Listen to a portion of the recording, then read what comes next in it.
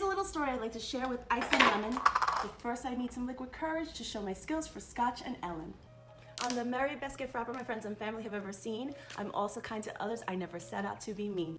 I thought I'd wrap this package near my vulva cookie that is torn. You see, I have LS and I want to speak out and sound the horn. To be featured in a new crafting series would be a dream come true. I'm sure there's so many deserving people, but I know I'm the girl for you. I can gift wrap with my eyes closed. I can gift wrap with a groove. I can gift wrap any time of day. I can even bust a move. Creativity meets purpose has been my mantra for a while. I want to break the stigma of chronic illness to bring a smile. To the many men and women, even children, who will learn, their fear cripples them in silence, not knowing where to turn. It's really a true story. Our genitals fuse, burn, and itch. It's time the world knows more about this, and I'd love to dance with you, the audience, and Twitch. So now I've shared with you the basics, and I hope I'm not naive. With Santa coming for us, I'm hopeful and I believe.